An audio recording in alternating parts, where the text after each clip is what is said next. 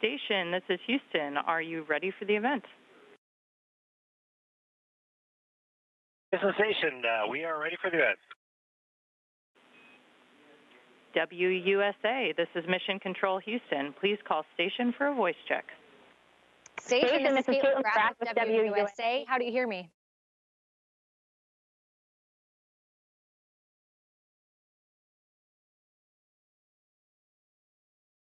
If you guys can hear me, it seems like we might be having a little we hear you loud audio. and clear.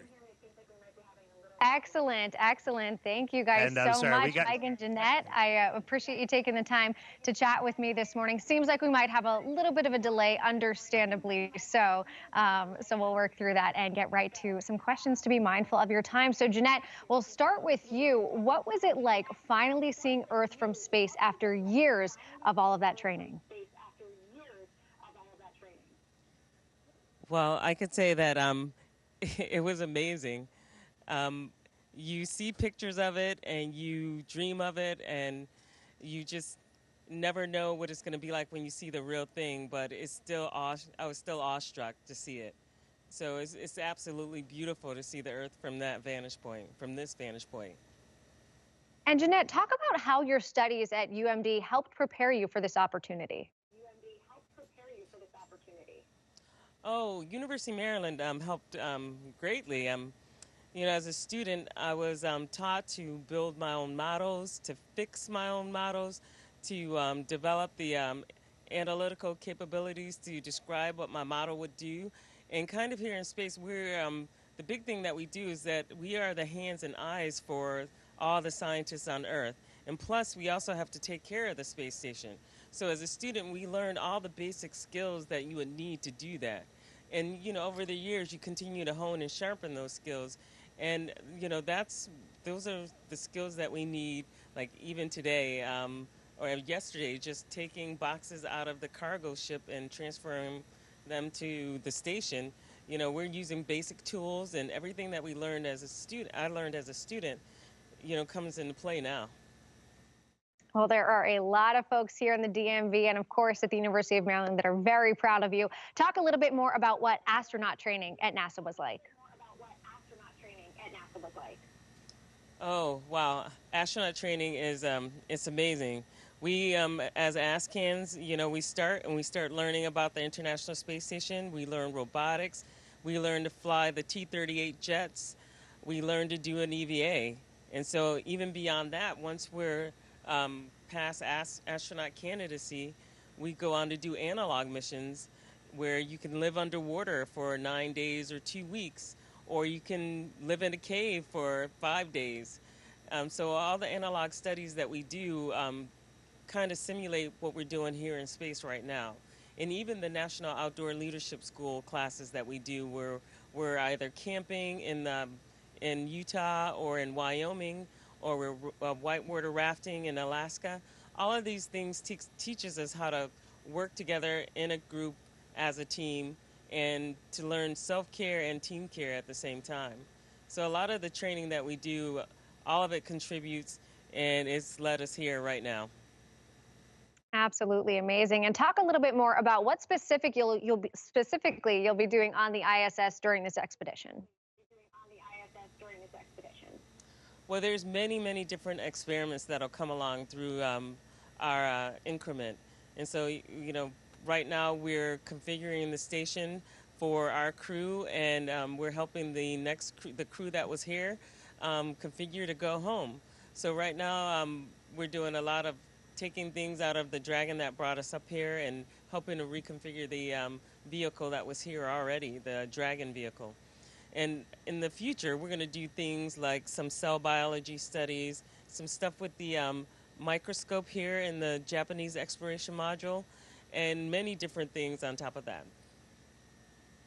So very cool. And talk a little bit more about what it's just been like in space so far. How have you been eating, sleeping, doing all of these things that seem are so much easier here on Earth?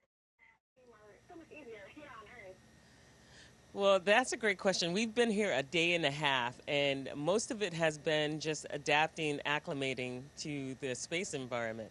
When, you know, once we hit 0G, the first thing that happens, you know, as Dr. Barratt stated to us, was that we'll get this fluid shift, and we'll get a puffy face. And then after about 2 weeks, we kind of acclimatize to that. So even with that happening, it's still amazing to be in space and float and try to learn how to float properly without knocking things over and snagging wires. So it's been fun, and it's been a little bit of interesting time adapting.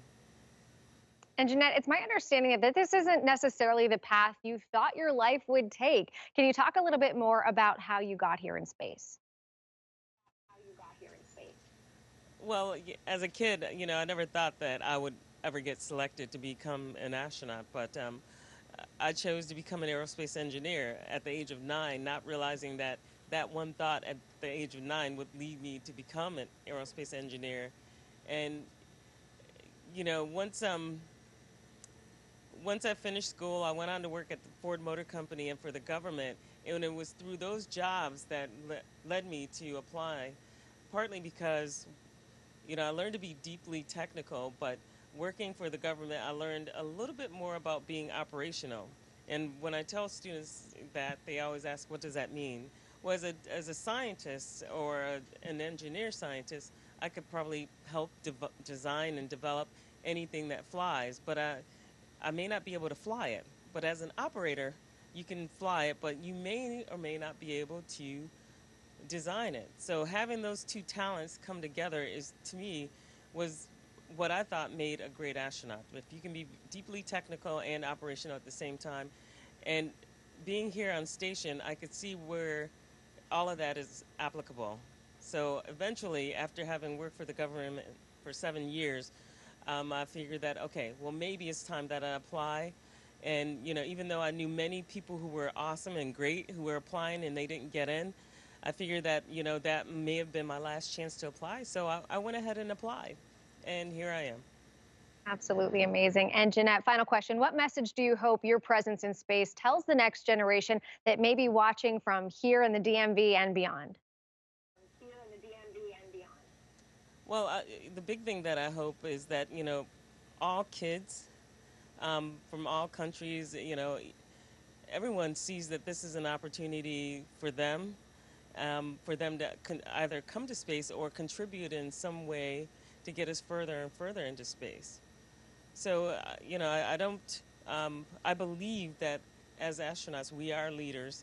We're not leading people, but we're role models, and that makes us leaders. So I hope that students who look like me, or maybe even not look like me, want to follow in my footsteps and potentially come here to the International Space Station or to the moon, or maybe even Mars.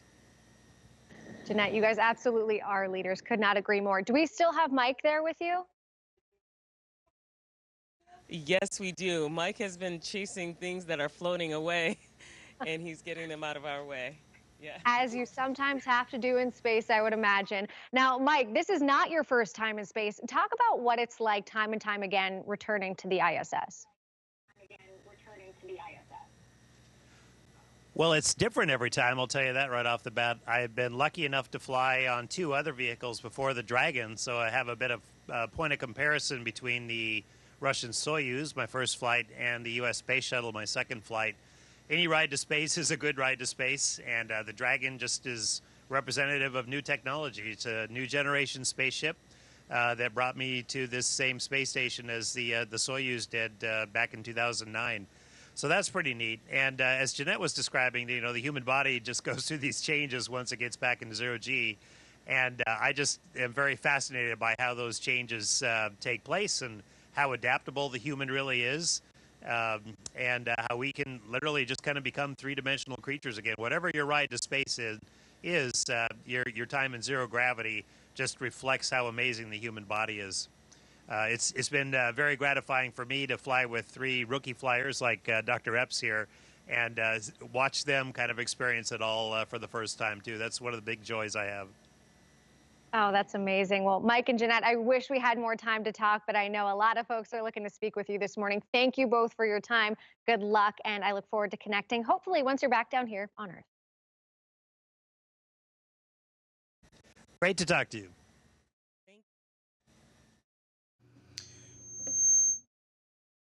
Station, this is Houston ACR. That concludes the WUSA portion of the event. Thank you, Mike. You are free to go. Jeanette, please stand by for a voice check from the University of Maryland. Station, this is Annie Krakauer with the University of Maryland. How do you hear me? I have you loud and clear. How me? Great. It's great to be speaking with you. I see, Jeanette, you're sporting your UMD gear, so that's great. And I know making it to space is something you've been training vigorously for over the years. So what was it like for you to get that first look of the Earth from space? Well, as I was saying earlier, we've been here for a day and a half, and I'm still in awe of seeing the Earth from the vantage point that we had on the Dragon vehicle as we were approaching the International Space Station.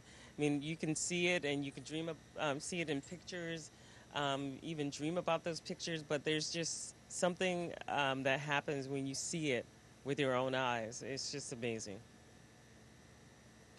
And I know you mentioned you've just been there a day and a half. So what's it been like getting used to the practical side of living in space? Things like eating, sleeping, going to the bathroom even, things we here on Earth maybe take for granted.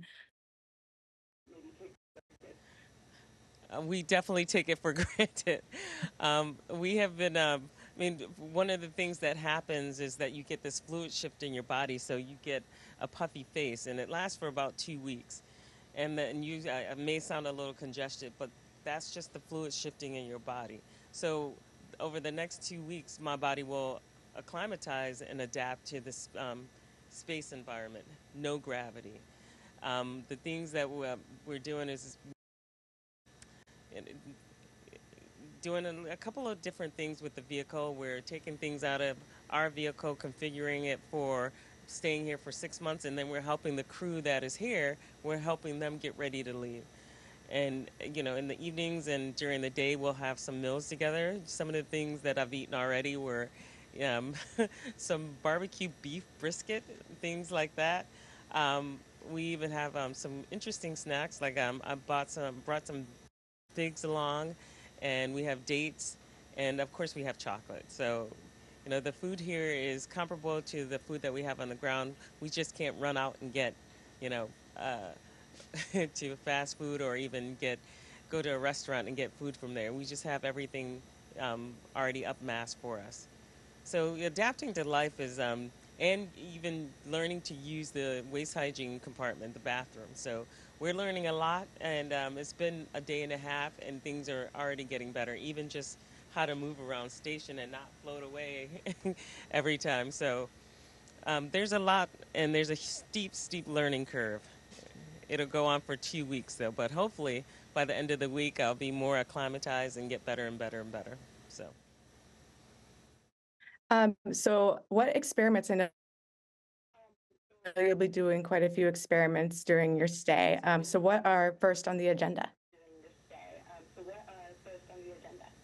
Okay, so this week we didn't have a lot on our schedule as far as experiments. We had a lot of configuration for the station itself, but in the next few weeks we'll probably have some plant studies, some cell biology studies, material science studies, and a lot on our own body. So I'll start doing some blood draws on myself and taking saliva samples and looking at how that changes over the 6 months. And then I know you studied aerospace engineering at UMD. So what are some of the ways that training has prepared you for the work you're doing on the ISS? And what are maybe some key engineering tasks involved with the maintenance of the station? Well, a lot of the stuff that we do on behalf of other research scientists and institutes. So we're basically the hands and the eyes of all these scientists. And at University of Maryland, one of the big things that I was taught was how to make my own specimens, samples, and models. So making my own models, you have to learn a ton of different skills. You have to learn how to lay up the composites. You have to learn how to place a strain gauge on it and wire it properly. Then you have to learn how to do the analytical side of testing whatever specimen you have. So here, all the setup work that we do is the same thing that I was doing when I was building my own models and honing and sharpening those models, redoing it when something went wrong and rebuilding it. And so here, a lot of the stuff that we do is set up for the research scientists back on Earth. But having the research background can give you a better sense of how things should be, because the scientists on the ground, they have one idea in mind, but as we're putting it together, understanding that will help this experiment go better and better. And I know you just arrived a day and a half ago, as you said, but is there something that sticks out as the best moment so far, or something that's been surprising to you? Can you repeat that again? Just what has been the best experience so far on the station, or anything that's surprised you, maybe? Well, one of the things that it hasn't surprised me, but one of the things that I really enjoy is when we kind of sit around the dinner table and just have a chat. We're heating up our food and getting water and drinks, and we're just kind of having a chat. And it's a really pleasant time where we're just sitting there and kind of taking in everything that's happened and how amazing it is. Well, Jeanette, thank you so much for your time. It was great speaking with you, and good luck with the rest of your mission. And thank you so much. I'll chat with you soon again. Station, this is the Houston ACR. That concludes the event.